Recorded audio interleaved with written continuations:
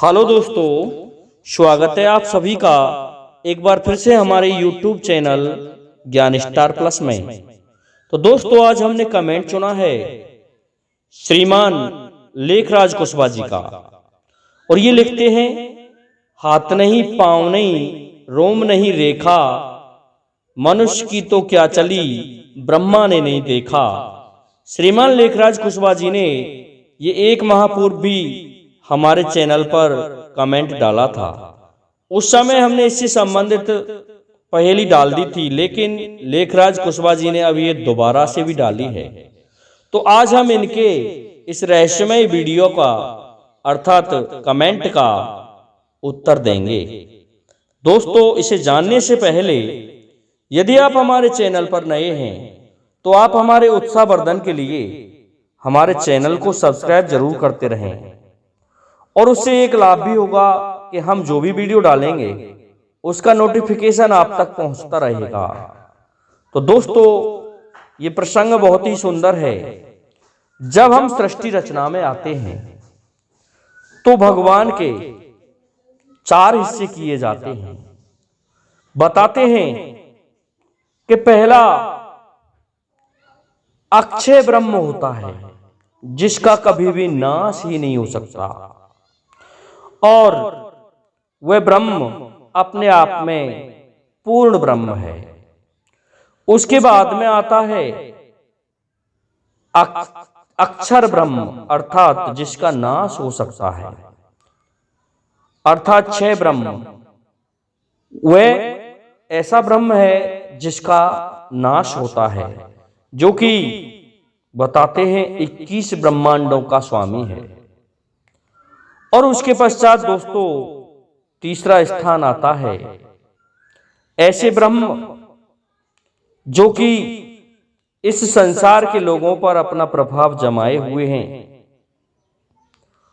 जिन्हें महाकाल भी कहा जाता है। अर्थात महाकाल का नाम आता है, जो कि इन सभी देवी देवताओं और जो भी शक्तियां हैं उनसे बढ़कर है।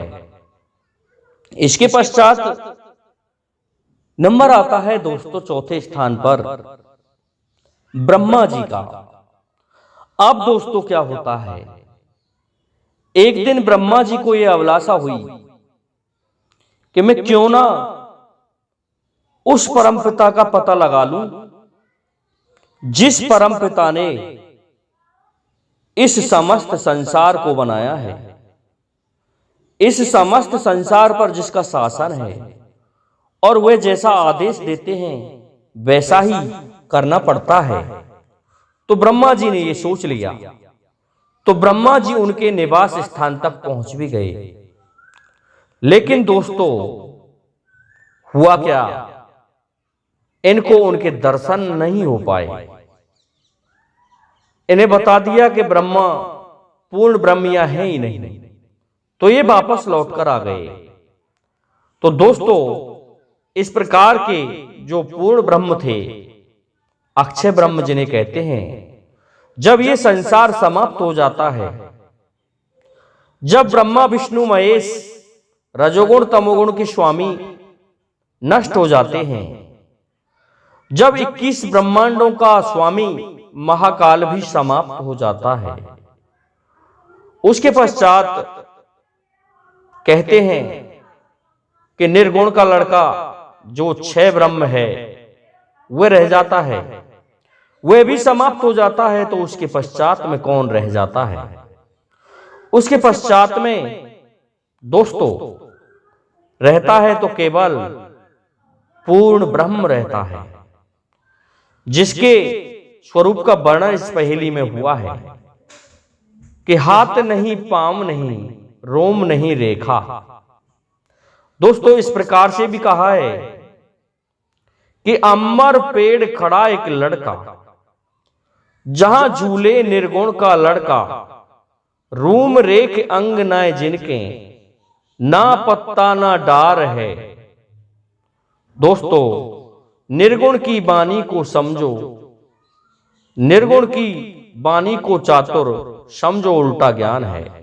तो दोस्तों निर्गुण तक तो हम इस तरह से लगा लेते हैं कि इस तरह का स्वरूप है निर्गुण के लड़के का भी जिनके रोम रेख अंग नहीं है, और उसे ऐसे समझो जैसे उल्टा वृक्ष जिसकी जड़ें ऊपर हैं, पत्ते नीचे हैं, जिनके रोम रेख अंग कुछ भी नहीं है, इस प्रकार का शरीर है उनका, जिसमें होके कोई भी अस्त्र को पार निकाल दें तो पता ही नहीं चलेगा निकला है या नहीं निकला है। इस प्रकार का शरीर निर्गुण ब्रह्म के लड़के का है।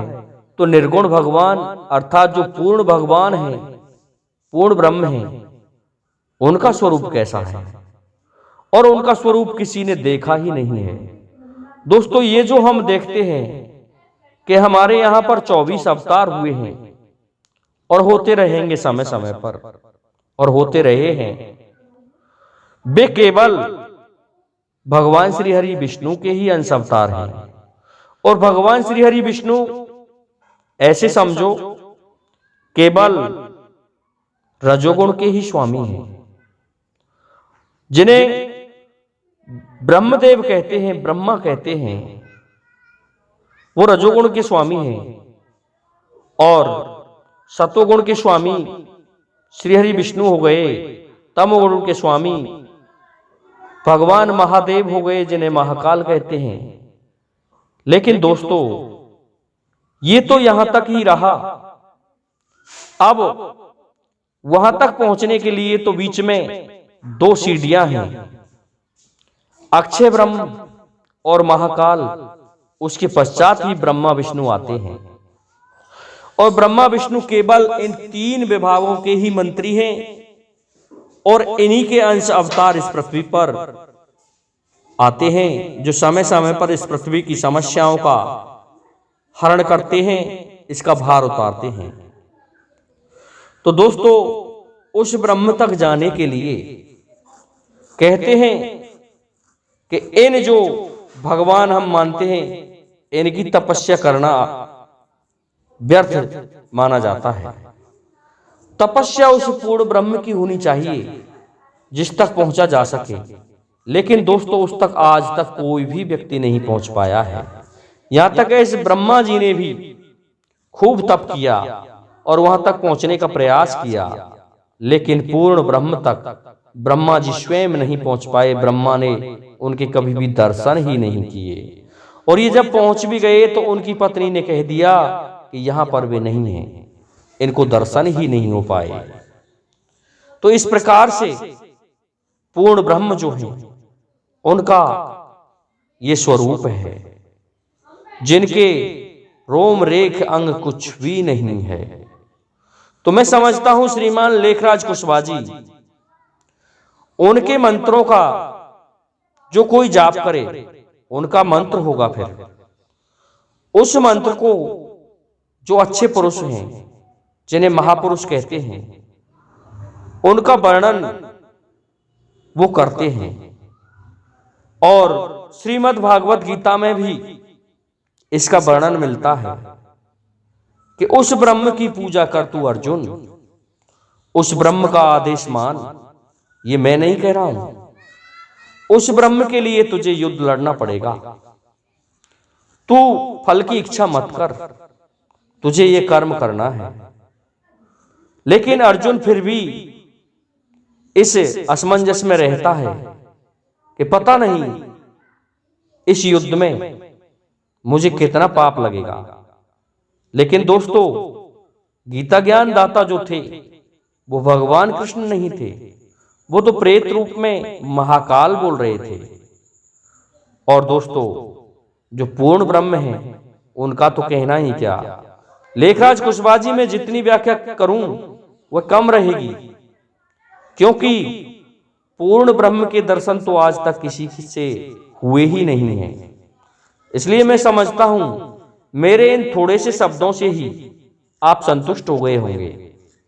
इसलिए आपसे और मेरे समस्त श्रोतागणों से निवेदन है कि आप हमारे चैनल को लाइक, शेयर और सब्सक्राइब करें। साथ ही इस वीडियो को अधिक से अधिक फैलाएं, जिससे कि आने वाले वीडियो का नोटिफिकेशन आपको मिलता रहेगा।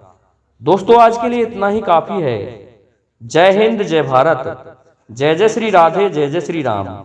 दोस्तों आने जो लोग जिन्होंने हमारे चैनल पर पहेलियां डाल रखी हैं, उनसे भी मैं निवेदन करता हूं कि उन सभी को उनके पहेलियों का उत्तर मिलेगा। थोड़ा धैर्य धारण करें। जय हिंद, जय भारत, जय जय श्री राधे, जय जय श्री राम।